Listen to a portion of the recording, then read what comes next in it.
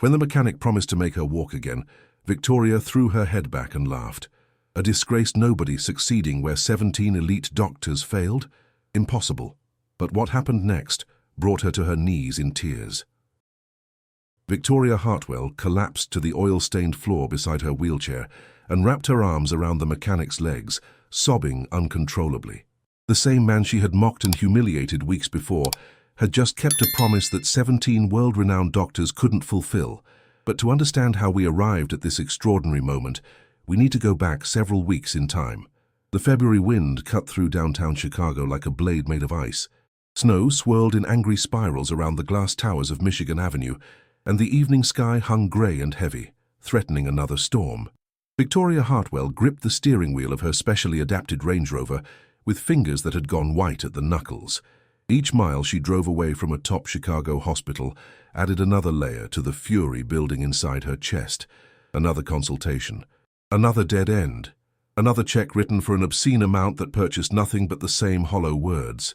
Dr. Morrison had been the 17th, flown in from a world-renowned clinic, heralded as a pioneer in spinal cord regeneration therapy. Victoria had allowed herself something she rarely permitted anymore: hope. That hope had lasted exactly 43 minutes. Mrs. Hartwell, I understand your frustration, but the nerve damage is simply too extensive. We need to focus on quality of life management rather than restoration of function. Quality of life. As if she were a discontinued model being offered maintenance rather than repair, Victoria glanced in the rearview mirror at the titanium wheelchair folded in the back seat. That chair cost more than most Americans earned in a year. Custom-built in Switzerland, engineered with aerospace precision. It was the finest prison money could buy. 5 years. 5 years since a drunk driver ran a red light and shattered her spine along with every plan she had ever made. The Range Rover's engine stuttered. Victoria's eyes snapped to the dashboard. All indicators appeared normal. Fuel level adequate, temperature steady, oil pressure fine. The engine stuttered again, and this time the steering wheel trembled beneath her palms. No, not now, not here. She had taken a shortcut through a neighborhood she did not recognize, somewhere on the industrial outskirts, where gleaming towers gave way to brick warehouses and auto body shops. The third sputter came with absolute silence. The engine simply died. The Range Rover coasted to a stop on a street lined with chain-link fences. Victoria tried the ignition. Once, twice, 3 times. The dashboard lit up, but the engine refused to respond. She slammed her palm against the steering wheel, a scream of frustration tearing from her throat. Of all the days, of all the places. The universe had chosen this exact moment to remind her of her helplessness. She reached for her phone. 1 bar of signal flickered mockingly on the screen. Through the frost-covered windshield, Victoria spotted something. About 200 yards ahead, a low brick building with a corrugated metal roof sat beneath a weathered sign. Kovach's Auto Repair. The garage doors were open, revealing warm fluorescent lights within. An auto shop. One of those grimy places where blue-collar workers fixed vehicles for people who could not afford better. Victoria Hartwell did not belong in places like that, but the alternative was sitting here alone in a wheelchair in a dangerous neighborhood, in the freezing cold, waiting for a tow truck that could take hours to arrive. She exhaled slowly and began the process she despised more than anything in her new life. First, adjust the seat back, reach for the wheelchair components, unfold the frame, lock the wheels, check the brakes. Each movement was a bitter reminder of everything she had lost. When she finally managed to transfer her body into the chair, she was already exhausted, and she still had to face the cold. Victoria opened the door and pushed herself into the February wind. Within seconds, her cashmere coat was dusted with snow. Her auburn hair clung to her face in wet strands. The slush splashed against the chrome wheels, staining everything. Each push demanded triple the effort on the icy pavement. Her arms burned. The cold seeped into her bones.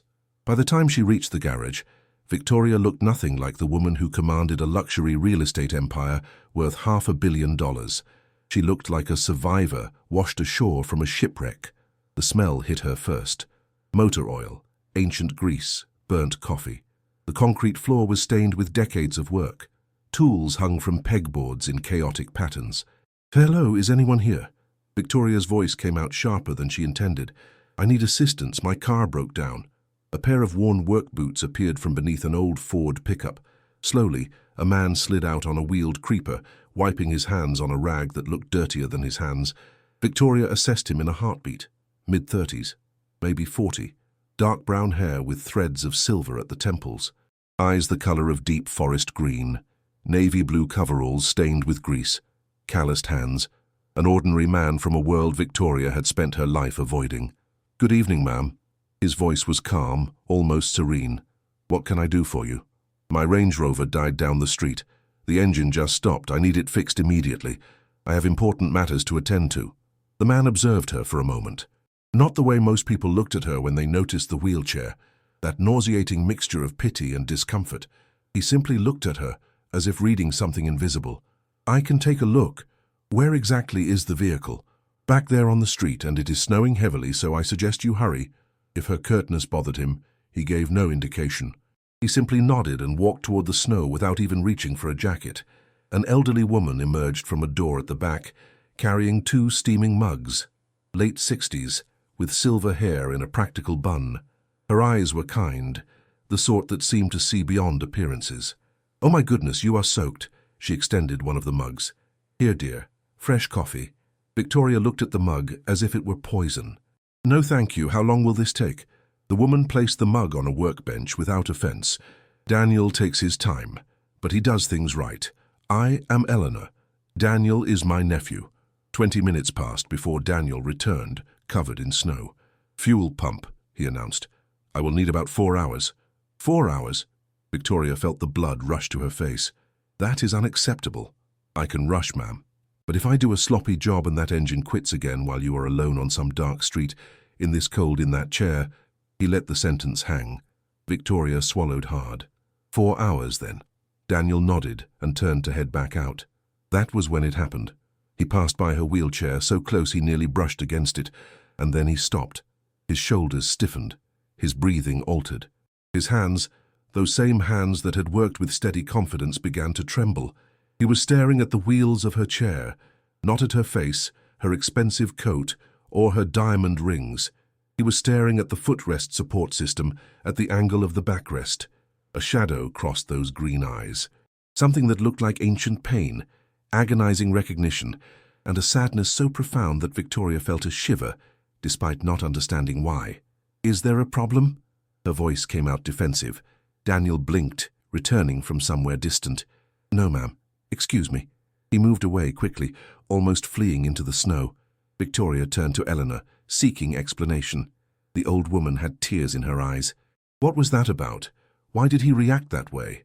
Eleanor took a long time to respond. "It is the wheels, dear. The model. The size. It is identical to Sophie's chair." "Who is Sophie?" The silence that followed was suffocating. "She was Daniel's daughter. She passed 4 years ago, and took with her a piece of his soul that never came back." Victoria felt something strange squeeze her chest. Before she could respond, Eleanor rose. "You should drink that coffee. It is going to be a long wait. And maybe you should look less at what people appear to be and more at what they carry inside." The hours crawled by. Daniel worked in methodical silence. Eleanor offered sandwiches that Victoria declined, and more coffee that she, surprising herself, accepted. When the repair was finally complete, the clock showed nearly midnight. "All done." Daniel approached, wiping his hands. "Should run smooth now." Victoria handed him her credit card, but something made her pause. "Your daughter, I am sorry for your loss." Daniel's hand froze. Then he finished processing the payment without meeting her eyes. "Thank you, Mom." He turned to leave, but stopped at the doorway. For a long moment he stood there, his back to her, wrestling with something invisible. Then he turned around. "Ma'am, can I say something?" Victoria raised an eyebrow. "What?" Daniel walked back slowly, his eyes fixed on her wheelchair with an intensity that made her uncomfortable. "The angle of your lumbar support is wrong, 3 degrees to the left. It is forcing your spine to compensate in a way that puts constant pressure on exactly where you have the injury." Victoria stared at him, incredulous. "Excuse me? Every time you move in that chair, you are making the inflammation around your spinal cord worse. That is why you feel pain that doctors cannot explain. That is why you are getting worse instead of better." Victoria felt her jaw tighten. Who did this grease-covered nobody think he was? And how exactly would a mechanic know anything about spinal injuries? Daniel held her gaze without flinching. Because I spent 15 years training and practicing as an orthopedic surgeon, specializing in spinal rehabilitation, before they took everything from me. The words hit Victoria like a bucket of ice water. You were a doctor? I was. And I can see what 17 specialists missed, because they were too busy looking at scans instead of looking at you. Victoria felt her heart pounding, but her pride refused to yield. So, what are you suggesting? That you, a mechanic in a rundown garage, can do what the best medical minds in the country could not? Daniel took a deep breath. I am saying that if you let me build you a proper chair with the correct angles, and if you follow a specific rehabilitation program, I can help you walk again. For 3 full seconds, Victoria Hartwell was completely silent. Then she laughed. It started as a chuckle, but quickly grew into a full mocking laugh that echoed off the concrete walls of the garage. She threw her head back, tears forming in her eyes from the sheer absurdity of what she had just heard. You? She could barely get the words out between laughs. You are going to make me walk again? A disgraced doctor turned grease monkey in a forgotten corner of Chicago? She wiped her eyes, still shaking with laughter. I have been to the Mayo Clinic, Cleveland Clinic, Johns Hopkins. I have seen specialists in Switzerland, Germany, and Japan. I have spent more money on my spine than you will earn in 10 lifetimes. And you think you can succeed where they all failed? Daniel stood motionless, absorbing every word without expression. That is the funniest thing I have heard in 5 years. Victoria was still smiling, but her voice turned cold. Thank you for the entertainment. And for fixing my car. She began rolling toward the door, then stopped and looked back over her shoulder. Stick to engines, Daniel. Leave the medicine to real doctors. And with that, she disappeared into the cold night. Daniel remained standing in the middle of the garage, the echo of her laughter still hanging in the air. Eleanor appeared beside him, placing a gentle hand on his shoulder. She does not know, Danny.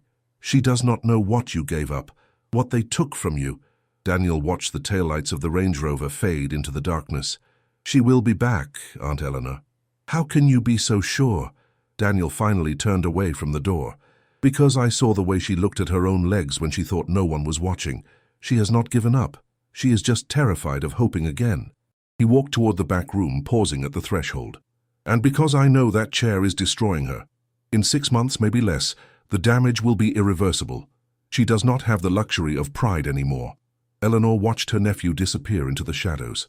Outside, Victoria Hartwell drove through the empty streets. Her mocking laughter long faded, but Daniel's words refused to leave her mind. 3 degrees to the left. What if he was right? She gripped the steering wheel tighter and pushed the thought away. But that night, for the first time in 5 years, she dreamed of running, and when she woke up, her pillow was wet with tears. 2 weeks had passed since that snowy night at Kovacs Auto Repair. Victoria Hartwell had returned to her impeccable routine. Meetings at 8, business lunches at noon, contracts signed before sunset. Her real estate empire continued generating millions, and she continued commanding everything from her wheelchair like a general on a battlefield. But something had changed.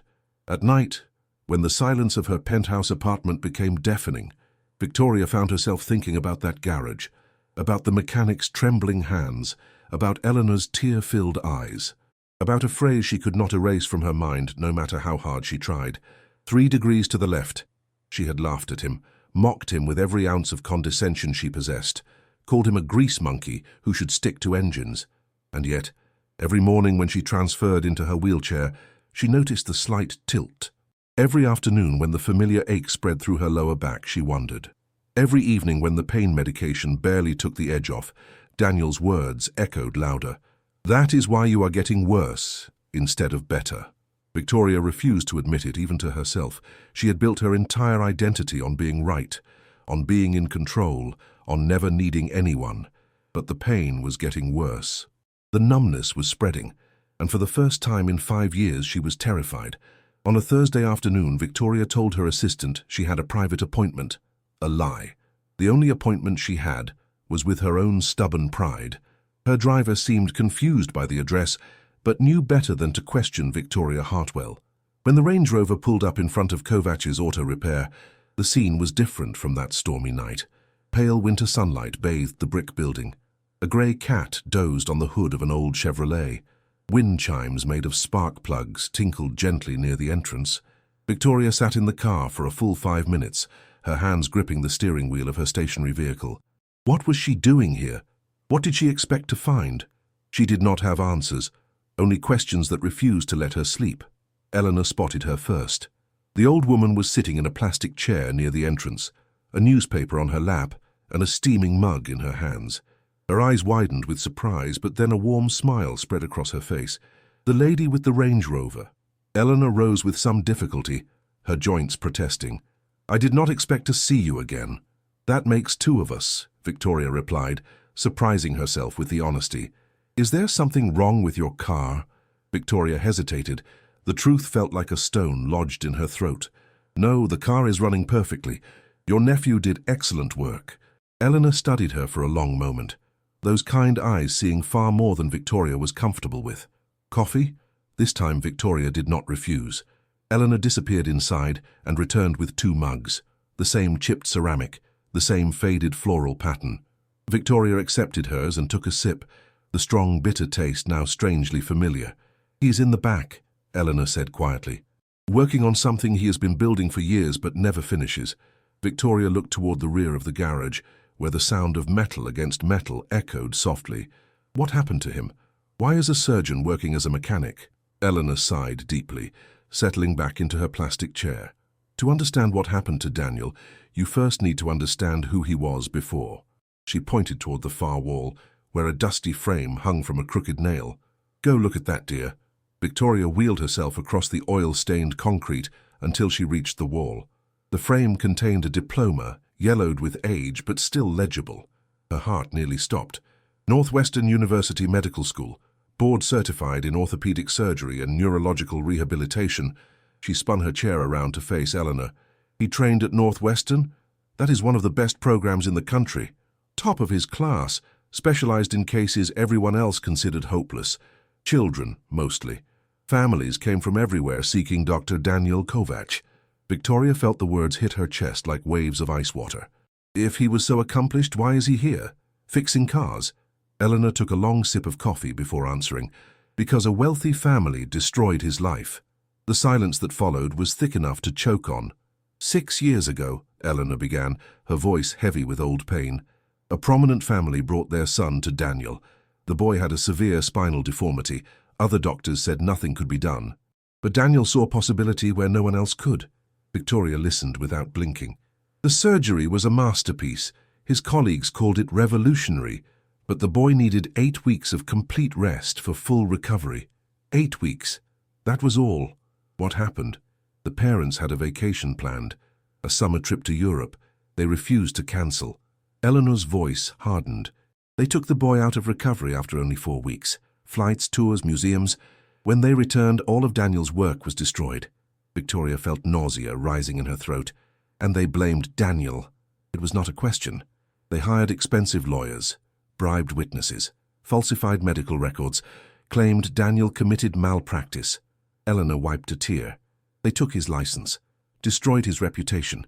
No hospital would even look at his resume. Victoria closed her eyes. She knew families like that. Powerful people who wielded money like a weapon. People who destroyed lives to protect their own pride. People like herself. "But that still does not explain Sophie," Victoria said softly. Eleanor's face crumpled. Sophie was born with a rare spinal condition. From the time she was a baby, Daniel knew she would need a complex surgery when she was older. He studied her case for years, prepared everything. It was supposed to be the crowning achievement of his career, healing his own daughter. Victoria felt tears burning her own eyes. When they took his license, no other surgeon would touch a case that complicated. They were afraid. Daniel's reputation was tainted, and anyone associated with him became suspect too. Eleanor's voice broke. Sophie waited, month after month. Her little body grew weaker. The condition worsened, and Daniel watched it all, helpless. He had the knowledge. He had the skill. He had the love. But he did not have a piece of paper that said he was allowed to save his own child. When did she pass? 4 years ago. An infection her fragile body could not fight. Eleanor looked at the photo Victoria had not noticed before, sitting on a dusty shelf, a little girl with dark curly hair and green eyes identical to Daniel's, a smile that seemed to light up the world. She was 11 years old. She died holding her father's hand, asking when she would finally be able to run in the backyard like other children. Victoria covered her mouth with her hand, stifling a sob. Daniel died with her that day. The man you met is just a shadow of who he used to be. He came here to his uncle's old shop and decided that if he could not fix people anymore, at least he could fix machines. Victoria sat in silence for a long moment, tears streaming down her face. She looked at her own hands, manicured nails, expensive rings, hands that signed contracts, pointed out flaws, demanded perfection. And she thought of Daniel's hands, calloused, stained with grease, trembling when he saw a wheelchair that reminded him of the daughter he could not save. "Why are you telling me all this?" Victoria finally asked. Eleanor fixed her with an intense gaze. "Because I saw how you treated him that night, with the same arrogance as the people who destroyed my nephew." She paused. "And because I saw how you looked at that coffee mug before you left, like you had realized something about yourself that you did not like." Victoria could not respond. "You came back here for a reason, dear. Not because of your car, not because of curiosity." Eleanor leaned forward. "You came back because somewhere deep inside, you know he saw something real, something true, something that 17 fancy doctors missed." The sound of footsteps made both women turn. Daniel emerged from the back of the garage, wiping his hands on that same worn rag. When he saw Victoria, his face closed immediately. "Is there a problem with the vehicle?" "No." Victoria swallowed hard. I came to apologize." Daniel froze. "For the way I treated you that night. It was cruel, it was unfair." Victoria forced herself to meet his eyes. "I have spent 5 years being angry at the world, taking that anger out on everyone around me. You did not deserve what I said." Daniel remained silent, his expression unreadable. "And I came to ask you something." Victoria took a deep breath. "That night, when you looked at my chair, you saw something. Something the specialists never noticed. I need to know what it was." Daniel shook his head slowly. "I am not a doctor anymore, Mrs. Hartwell. I cannot help you." "Cannot or will not?" "Both." Victoria felt desperation clawing at her chest. "Your aunt told me what happened, what they did to you, what you lost." Her voice trembled. "I understand why you gave up. I understand why you hide here, fixing engines instead of facing the world that destroyed you." Daniel's jaw tightened. "You understand nothing. Then make me understand." Victoria's voice rose. "Because I have spent 5 years accepting that I will never walk again. 5 years believing every doctor who told me to focus on quality of life. 5 years dying slowly in a chair that apparently has been making everything worse." She was crying now, all pretense of composure abandoned. "You are the first person who looked at me and saw something other than a lost cause. Do you have any idea what that means? Do you know how long it has been since anyone gave me even a shred of hope?" Daniel stood motionless, a war raging behind his eyes.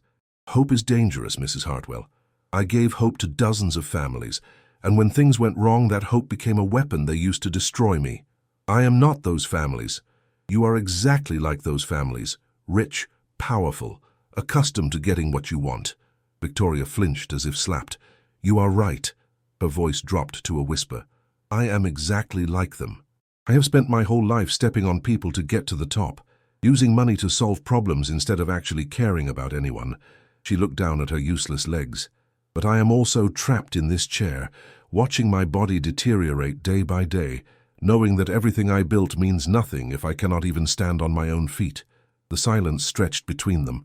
Eleanor quietly retreated inside, leaving them alone. Daniel finally spoke, his voice barely audible.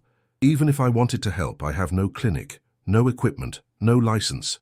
I do not need a clinic. I need someone who actually sees me." Daniel closed his eyes, wrestling with demons Victoria could only imagine. "The damage to your spine is not permanent. Not yet." Each word seemed to cost him tremendous effort. "The misalignment of your chair has been causing progressive inflammation. If we correct it, if we start specific rehabilitation exercises, there is a chance. A small chance." Victoria's heart pounded against her ribs. "How small?" "Maybe 30%. Maybe less. I will take those odds." Daniel opened his eyes and looked at her with an intensity that made her shiver. "This is not a business deal, Mrs. Hartwell. If we do this, you have to trust me completely. Follow every instruction, work harder than you have ever worked in your life, and accept that after all of it, you might still never walk again." Victoria held his gaze without wavering. I built a $500 million empire from nothing. I know how to work." For the first time since she had met him, something shifted in Daniel's expression. Not quite a smile, but close. "Then we start tomorrow. I will build you a new chair first. It will take about 3 weeks. And after that? After that, Mrs. Hartwell, we find out if miracles still exist." Victoria extended her hand. Daniel looked at it for a long moment, then reached out and clasped it with his own. His palm was rough, calloused from years of labor. Hers was soft, manicured, accustomed to luxury. But in that moment, they were just two broken people making a promise to try. Eleanor watched from the doorway, tears streaming down her weathered face. For the first time in 4 years, she saw a spark of life in her nephew's eyes. And in that forgotten garage on the outskirts of Chicago, something beautiful and terrifying was beginning. Hope, the most dangerous thing of all. 3 weeks had transformed Victoria Hartwell in ways she never expected. Every afternoon, after finishing the most urgent meetings, she would dismiss her driver and take a rideshare to the outskirts of Chicago. Every evening, she would return to her penthouse exhausted, her arms aching, her body pushed beyond limits she did not know existed. And every night, for the first time in 5 years, she would fall asleep without medication. The garage had become a strange kind of sanctuary. The smell of motor oil that once repulsed her now felt oddly comforting.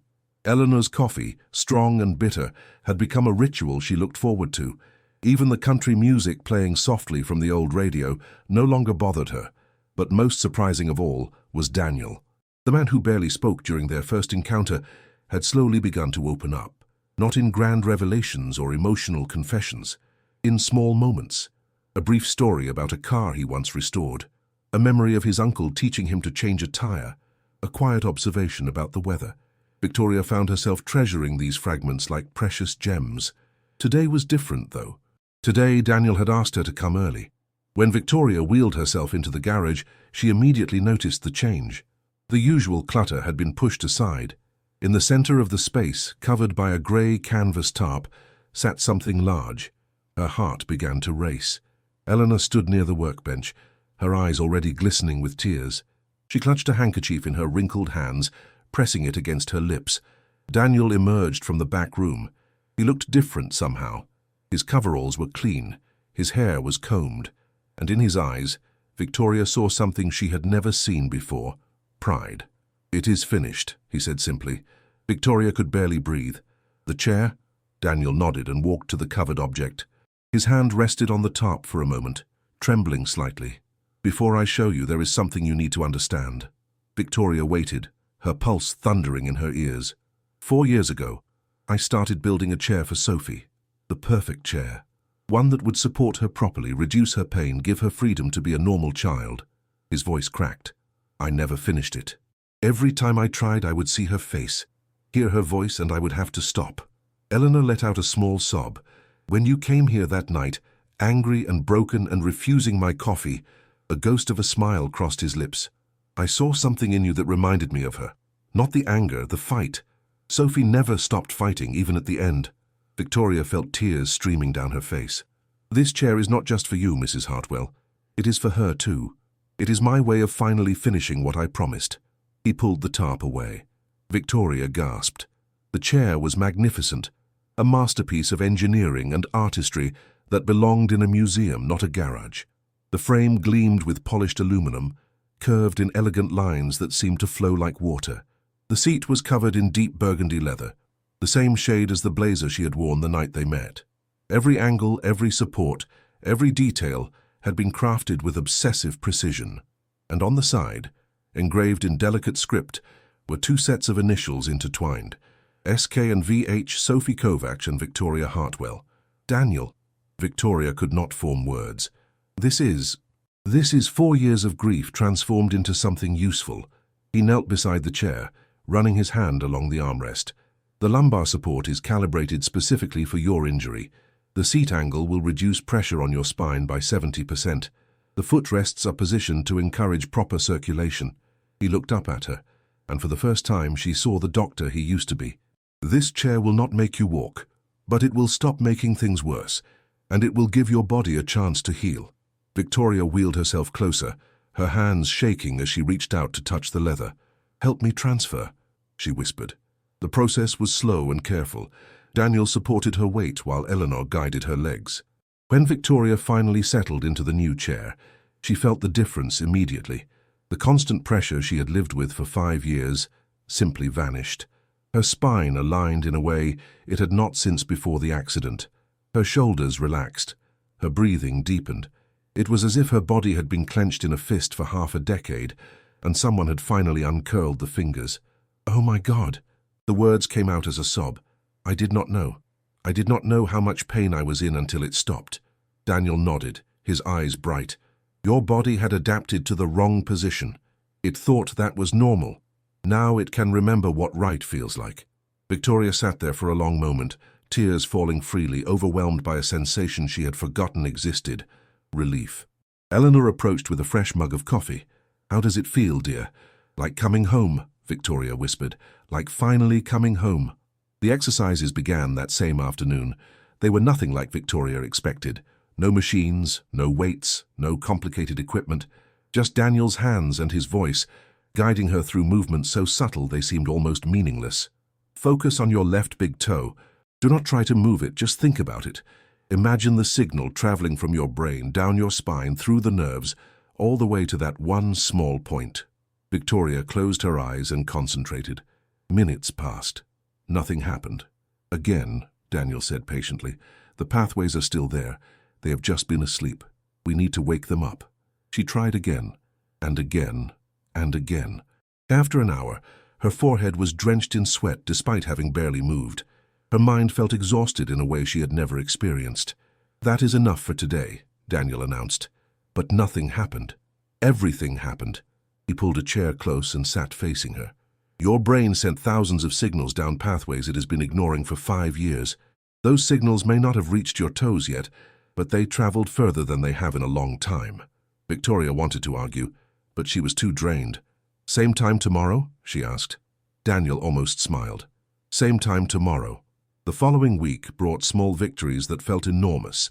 On the 4th day, Victoria felt a tingling sensation in her left calf. It lasted only a second, a brief electric spark that vanished as quickly as it came, but she felt it.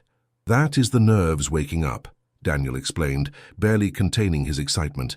"The inflammation is reducing. The signals are starting to get through." On the 7th day, her right foot twitched, an involuntary movement barely visible but undeniably real. Eleanor cried for 20 minutes. Victoria called her assistant and cancelled all meetings for the rest of the week. But not everyone was happy about her transformation. Richard Crane had been Victoria's business partner for 12 years. He was the one who handled the day-to-day operations while she made the big decisions. He was also the one who had been quietly positioning himself to take over the company if Victoria ever became too incapacitated to lead. He had noticed her absences, the cancelled meetings, the distracted look in her eyes during conference calls, and he had hired someone to find out why. The photographs arrived on his desk on a Tuesday morning. Victoria Hartwell, billionaire real estate mogul, wheeling herself into a rundown auto repair shop on the wrong side of Chicago. Victoria Hartwell accepting coffee from an elderly woman in a plastic chair. Victoria Hartwell being touched by a man in grease-stained coveralls. Richard studied the images with cold calculation. "Who is he?" he asked his investigator. "Daniel Kovac, former orthopedic surgeon. Lost his license 6 years ago in a malpractice scandal. Now works as a mechanic." Richard leaned back in his leather chair, a slow smile spreading across his face. A disgraced doctor playing physical therapist to a vulnerable billionaire. That is either a heartwarming story or a massive liability. He tapped his fingers on the desk. "Find out everything about this Kovac, every detail of that malpractice case. Every skeleton in every closet." "What are you planning, sir?" Richard stood and walked to his window, gazing out at the Chicago skyline that Victoria had helped build. Victoria has been holding on to this company with an iron grip for 5 years, despite being in that chair. The board respects her, fears her even. But that respect is built on the image of a brilliant, rational businesswoman. He turned back to his investigator. What happens to that image when they learn she is sneaking off to a filthy garage to receive treatment from a man who lost his medical license, a man the courts found guilty of destroying a child's future? The investigator shifted uncomfortably. It would raise questions about her judgment. It would raise questions about her sanity. Richard's smile widened. And that might be just the instability the board needs to finally make a change in leadership. After all, we cannot have an irrational CEO making decisions that affect thousands of employees and millions of dollars. He returned to his desk and picked up the photographs again. Get me everything, bank records, medical files, witness statements from the original trial. I want to know every detail of how Daniel Kovac destroyed that boy's legs. And if there is nothing damaging, Richard's eyes turned cold. Then we create something. Everyone has secrets, and everyone can be made to look guilty with the right narrative. Meanwhile, in the garage, Victoria had no idea a storm was gathering. She was too focused on the miracle happening inside her own body. Try again, Daniel urged. Concentrate on the connection between your hip and your knee. Feel the pathway. Victoria closed her eyes. She had been at this for 2 hours. Her mind felt like it had run a marathon, but she refused to stop. Something was different today. She could feel it. A warmth spreading through her lower body that had not been there before. A sensation of aliveness in limbs that had felt dead for so long. She focused all her energy on her left leg, imagined the signal traveling down, pictured the muscles responding, and then it happened. Her knee bent, just slightly, just an inch, but it bent. "Daniel!" She grabbed his arm, her eyes flying open. "Did you see that? Tell me you saw that!" Daniel was staring at her leg with an expression of pure wonder. "I saw it." His voice was barely a whisper.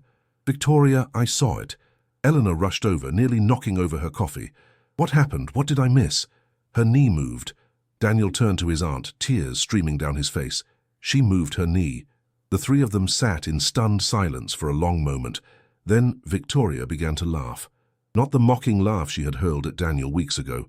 A laugh of pure, unbridled joy that bubbled up from somewhere deep inside her. "It moved," she kept saying between gasps. "My leg moved. Daniel, my leg actually moved." Daniel took her hands in his, grease-stained palms against manicured fingers, and held them tight. "This is just the beginning. Do you understand?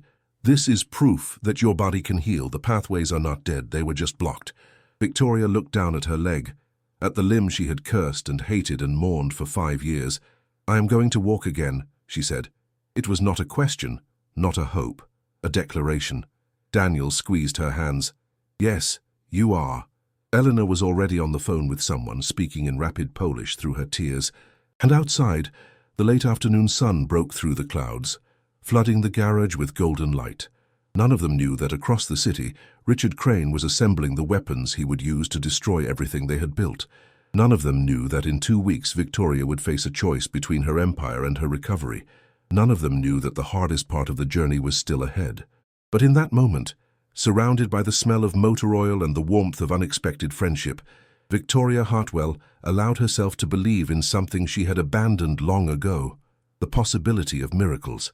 And somewhere, in a place beyond pain and loss and grief, a little girl with green eyes and curly dark hair was smiling. Her father had finally finished the chair. The boardroom on the 47th floor of Hartwell Tower had witnessed countless battles over the years, hostile takeovers, corporate mergers, negotiations that shaped the Chicago skyline. Victoria had commanded this room like a queen on her throne, never once showing weakness. Today she was the one under attack. The emergency board meeting had been called at 8 in the morning. Victoria received the notice at 6, while she was preparing for another session at the garage. The timing was no coincidence. Richard Crane sat at the opposite end of the long mahogany table, a folder of documents in front of him, and a look of practiced concern on his face. Around them, the 7 board members shifted uncomfortably in their seats, avoiding Victoria's eyes. "I want to be clear," Richard began, his voice dripping with false sympathy, "that I take no pleasure in bringing this matter to the board's attention. Victoria has been my partner and friend for over a decade, but my responsibility to this company and its shareholders must come first." Victoria kept her expression neutral, though her heart was pounding. "Get to the point, Richard." He slid the folder across the table. Victoria did not touch it. "For the past several weeks you have been visiting an establishment on the south side of Chicago, an auto repair shop of all places." Richard paused for effect. "There, you have been receiving what can only be described as medical treatment from a man named Daniel Kovac." Murmurs rippled through the room. "Daniel Kovac," Richard continued, "was once a respected orthopedic surgeon. 6 years ago, he was found guilty of medical malpractice after a surgery he performed on a child resulted in permanent damage. His license was revoked. His career was destroyed. He leaned forward, his eyes fixed on Victoria. And now this disgraced doctor is performing unauthorized procedures on the CEO of a $500 million company. A CEO who, I might add, has been increasingly absent from her duties, cancelling meetings and delegating responsibilities at an alarming rate. Victoria felt the eyes of every board member boring into her. What exactly are you suggesting, Richard? I am suggesting that your judgment may be compromised. His voice hardened. I am suggesting that a vulnerable woman in a desperate situation has fallen prey to a con artist who is taking advantage of her condition. And I am suggesting that this board has a fiduciary duty to consider whether you are still fit to lead this company. The words hung in the air like poison. Margaret Chen, the longest-serving board member, cleared her throat. Victoria, we have known each other for 15 years. Please understand that our concern comes from a place of genuine care. But Richard has raised valid questions.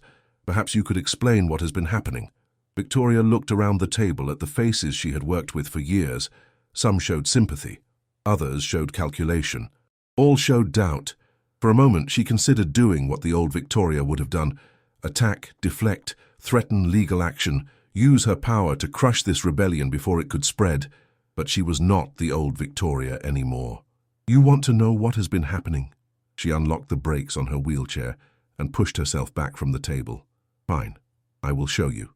She maneuvered to an open space near the window, the morning sun streaming in behind her. 5 years ago, I lost the use of my legs. You all know this. What you do not know is that for 5 years, I have been getting worse. The pain increasing, the numbness spreading.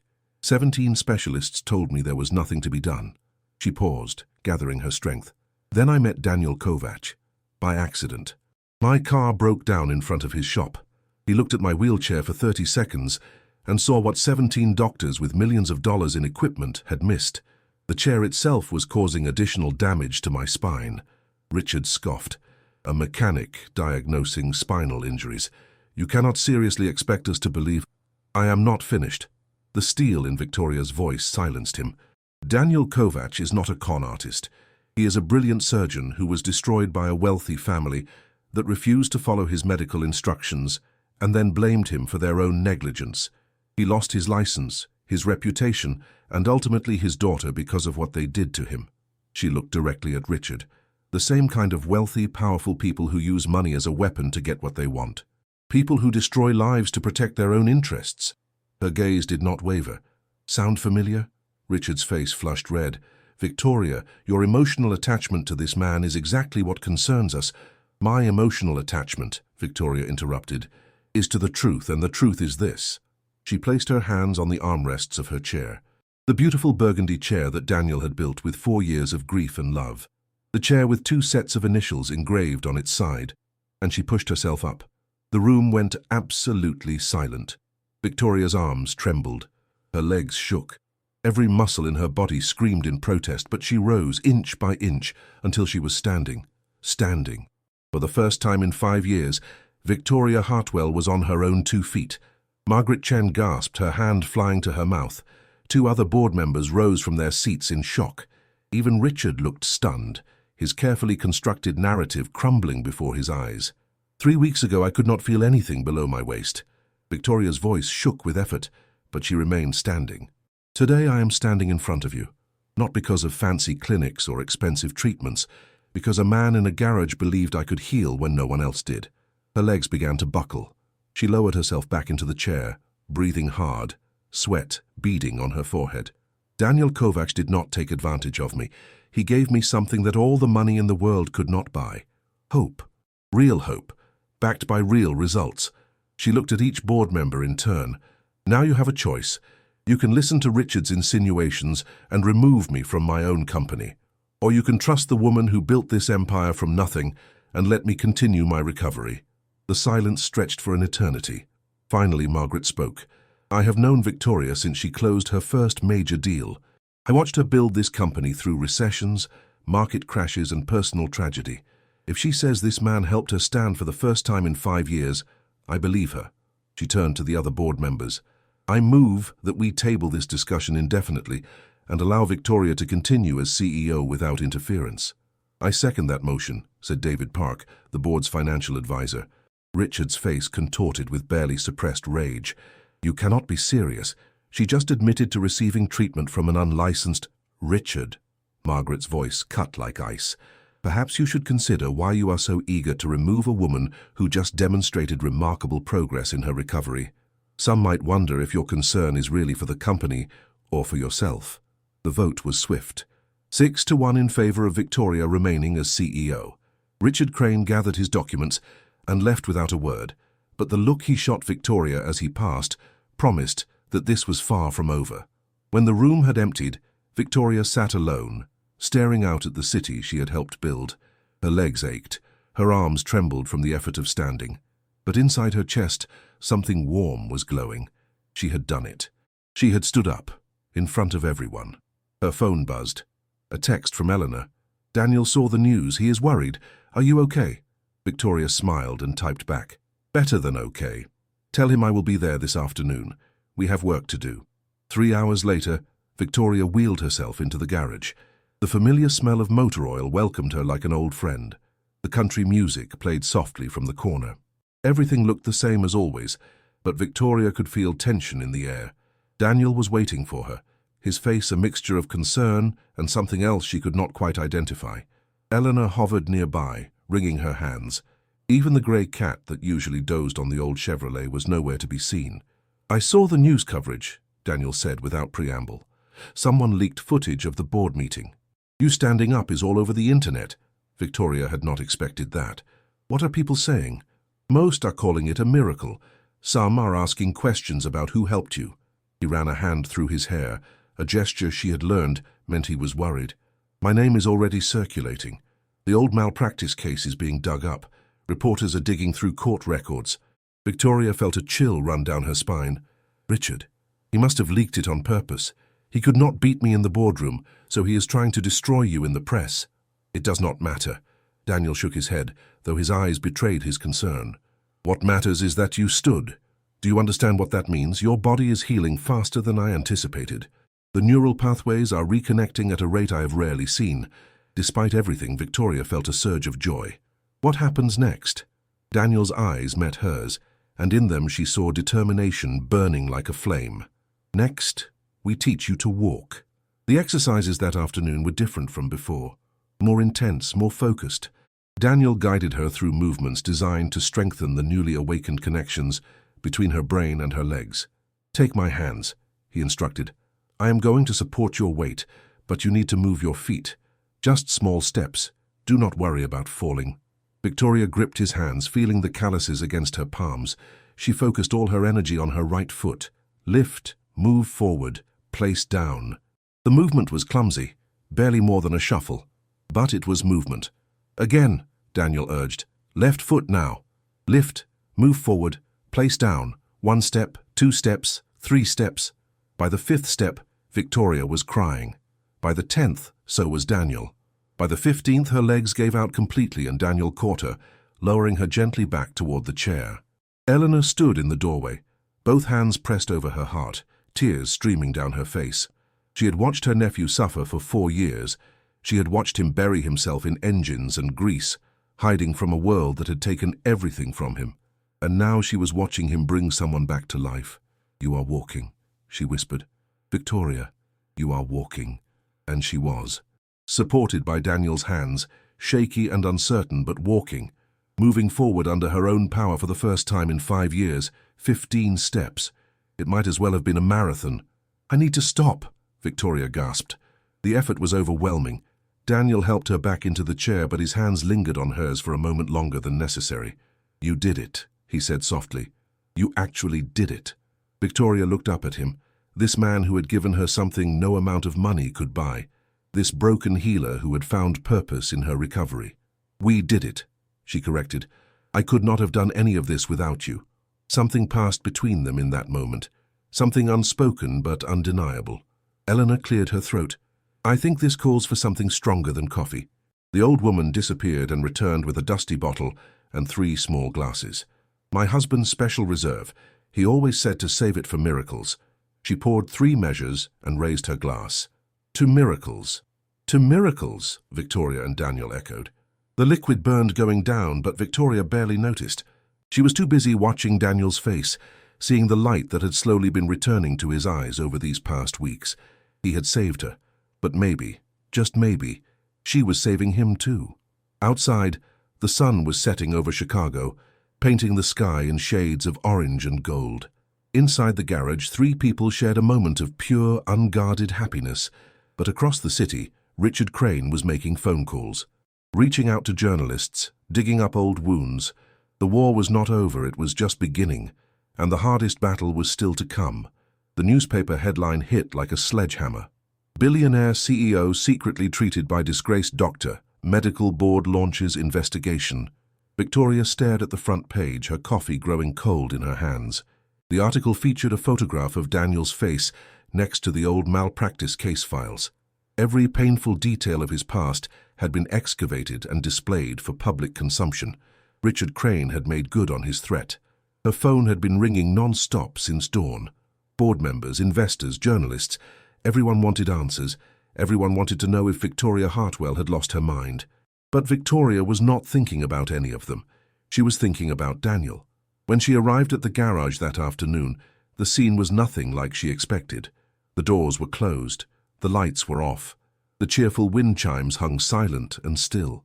Eleanor sat alone on a plastic chair outside, her face aged 10 years overnight. "Where is he?" Victoria asked, her voice tight with fear. Eleanor looked up with red-rimmed eyes. "He is inside, packing." The word struck Victoria like a physical blow. "Packing? What do you mean, packing?" "He says he has to leave. That staying will only make things worse for you." Eleanor's voice cracked. "He says he has already destroyed one life with his hands. He will not destroy another." Victoria felt her heart shatter into 1,000 pieces. She pushed open the garage door and wheeled herself inside. The space that had become her sanctuary now felt cold and empty. Tools had been removed from the walls. The old radio was silent. Even the grey cat was gone. Daniel stood in the back room, placing items into a worn duffel bag. When he heard her enter, his entire body stiffened, but he did not turn around. "You should not be here, Victoria." It was the first time he had called her by her first name. "Where are you going?" "Away, somewhere they cannot use me to hurt you anymore." Victoria rolled closer, her hands trembling on the wheels. "Daniel, look at me." He did not move. "Look at me." Slowly he turned. His face was devastated. Dark circles under his eyes spoke of a sleepless night. His hands, those miraculous hands that had given her hope, hung limp at his sides. "The medical board is investigating," he said, his voice hollow. "If they find that I practiced medicine without a license, I could face criminal charges. And if that happens, everything you have achieved will be tainted by association with me. I do not care about—" "You should care." His voice rose for the first time since she had known him. "You should care about your company, your reputation, your future. I am a disgraced doctor who could not even save his own daughter. What makes you think I can save you?" The words echoed off the concrete walls. Victoria sat in silence for a long moment. Then slowly, deliberately, she locked the brakes on her wheelchair. "Do you know what I was before the accident?" she asked quietly. Daniel did not respond. "I was cruel, arrogant. I measured people by their bank accounts and their usefulness to me. I stepped on anyone who got in my way and never looked back." She paused. "I was exactly like the family that destroyed you." Daniel flinched. "When that car hit me, I lost the use of my legs, but I did not lose the ugliness inside. If anything, it got worse. I became bitter, angry, convinced that the world owed me something for my suffering." She looked around the garage, at the oil stains and the dusty shelves and the simple beauty of a place built on honest work. "Then I met you, a man who had every reason to be bitter and angry, a man who had lost everything. And instead of becoming cruel, you became kind. Instead of hurting others, you spent your days helping them." Tears began streaming down her face. "You did not just fix my spine, Daniel. You fixed something broken inside me that I did not even know was there. You showed me that strength is not about controlling everything. It is about having the courage to be vulnerable." Daniel's composure finally cracked. A single tear escaped down his cheek. "I cannot protect you from what is coming," he whispered. "I do not need you to protect me." Victoria unlocked her brakes and wheeled herself until she was directly in front of him. "I need you to stand beside me, not as my doctor, not as my savior, as my friend." She reached up and took his hands in hers. "You told me that hope is dangerous. Maybe it is, but living without hope is worse. I spent 5 years in that darkness, and I am not going back." Daniel looked down at their joined hands, calloused fingers intertwined with manicured ones, two broken people holding on to each other. "The investigation could ruin both of us," he said. "Then we face it together. Your board could remove you. Then I will build something new." "Victoria." "Daniel." She squeezed his hands tightly. "You made me a promise. You said you would help me walk again. Are you really going to break that promise now, when we are so close?" For a long moment, Daniel said nothing. Then, slowly, the ghost of a smile crossed his lips. "You are the most stubborn woman I've ever met. I prefer determined." He laughed. It was a broken, tearful sound, but it was real. "Okay." He knelt down in front of her, their eyes level. "Okay, we finish what we started." Victoria smiled through her tears. "That is all I ask." Eleanor appeared in the doorway, her hand pressed over her heart. "Does this mean you are staying, Danny?" Daniel looked at his aunt, then back at Victoria. "It means I am done running." The next 2 weeks were the hardest of Victoria's life. The medical board investigation intensified. Reporters camped outside her building. Her company's stock price fluctuated wildly with every new headline. Richard Crane continued his campaign to discredit her, giving interviews to anyone who would listen. But through it all, Victoria kept going to the garage. Every day she practiced, every day she pushed harder, every day she took more steps with less support. The progress was remarkable. What had started as 15 shaky steps with Daniel's hands supporting her became 20 steps with just his fingertips on her arms, then 30 steps holding onto a walker, then 40 steps with nothing but a cane. "Your body wants to heal," Daniel explained during one session. All it needed was a chance. On the 14th day, Victoria arrived at the garage to find Daniel and Eleanor waiting with unusual anticipation. "What is going on?" she asked. Daniel smiled. A real smile, the kind that transformed his entire face. "Today is the day." He helped her out of the wheelchair and positioned her at one end of the garage. Eleanor stood at the other end, about 50 feet away, holding something in her hands. "What is that?" Victoria asked. "A photograph." Eleanor held it up. Even from a distance, Victoria could see it was the picture of Sophie, the little girl with green eyes and a world-brightening smile. "I want you to walk to her," Daniel said softly. "No cane, no walker, no hands, just you." Victoria's heart pounded against her ribs. "I do not know if I can—" "You can." Daniel stepped back, leaving her standing alone. "I have watched you fight for every inch of progress. I have seen you fall and get back up more times than I can count. You are ready, Victoria. Trust yourself." She looked at the distance stretching before her. 50 feet. It might as well have been 50 miles. But then she looked at Sophie's photograph, at that beautiful smile, at the little girl who never got to run in the backyard. And she took a step. Her leg wobbled, her balance wavered, but she stayed upright. Another step, then another. Each one was agony. Each one was triumph. Halfway there, her knee buckled. She stumbled, arms pinwheeling, certain she was about to fall. But she caught herself. She found her center. She kept going. 30 feet, 20 feet, 10 feet. Eleanor was crying openly now, the photograph clutched to her chest. 5 feet, 3 feet, 1 foot. Victoria's hand touched Eleanor's arm, and she finally allowed herself to stop. She had done it. 50 feet without assistance. 50 feet on her own 2 legs. Victoria Hartwell was walking again. The sob that escaped her throat came from somewhere deeper than she knew existed. Her legs gave out, and she sank to the oil-stained floor, but she did not care. Nothing mattered except this moment. Daniel rushed to her side, dropping to his knees beside her. "You did it." His voice was choked with emotion. "Victoria, you did it." She looked up at him through her tears, at this man who had given her everything. And then she did something she had never done before. She wrapped her arms around his legs and held on, sobbing with a release of 5 years of pain, 5 years of anger, 5 years of believing she would never be whole again. Daniel knelt down and gathered her into his arms, holding her as she cried. "Thank you," she whispered against his shoulder. "Thank you for not giving up on me. Thank you for not letting me give up on myself." Eleanor joined them on the floor, wrapping her arms around both of them. The photograph of Sophie pressed between their bodies. 3 people, bound together by loss and hope and the miraculous resilience of the human spirit.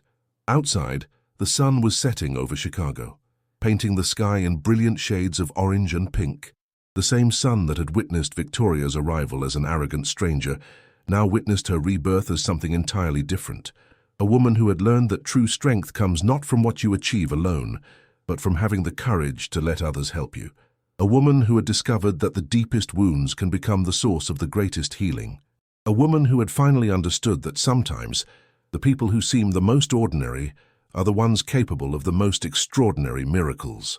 1 month later, Victoria stood at a podium in front of the Hartwell Tower. The medical board had dropped their investigation after reviewing the full evidence. Daniel had not practiced medicine. He had simply built a chair and offered guidance. The line had never been crossed. Richard Crane had resigned from the company, his schemes exposed by investigators Victoria had quietly hired weeks before. And today Victoria was making an announcement. "A few months ago, I was told I would never walk again," she said to the crowd of reporters and employees gathered below. "Today I am standing before you because one man saw something that no one else could see. Not because he had fancy equipment or prestigious credentials, because he looked at me as a person, not a diagnosis." She glanced to the side of the stage, where Daniel stood with Eleanor. He was wearing a proper suit for the first time since she had known him, and he looked deeply uncomfortable. But he was smiling. "I am not here to announce a new building or a new acquisition. I am here to announce a new beginning." Victoria took a deep breath. "The Hartwell Foundation for Accessible Rehabilitation will provide custom mobility equipment and therapy to those who cannot afford it, and it will be led by the man who saved my life." The crowd erupted in applause. Daniel looked stunned. This had not been part of the plan. Victoria walked to him, walked, on her own legs, in her own strength. "You gave me my life back," she said, taking his hands. "Let me help you give that gift to others." Daniel looked at her for a long moment. Then he nodded, tears streaming down his face. "For Sophie," he whispered. "For Sophie," Victoria agreed. "And for everyone who has ever been told that hope is too dangerous to hold on to." Eleanor wiped her eyes with her handkerchief and raised her face to the sky. Somewhere up there, a little girl with green eyes was smiling. Her father had finally found his way home, and Victoria Hartwell, the woman who had once laughed at a mechanic who promised her a miracle, had learned the most important lesson of her life. That sometimes the hands that save us are not the ones we expect. That healing comes not from having all the answers, but from having the courage to ask for help. And that the greatest miracles are not the ones that happen to us, but the ones we become capable of giving to others.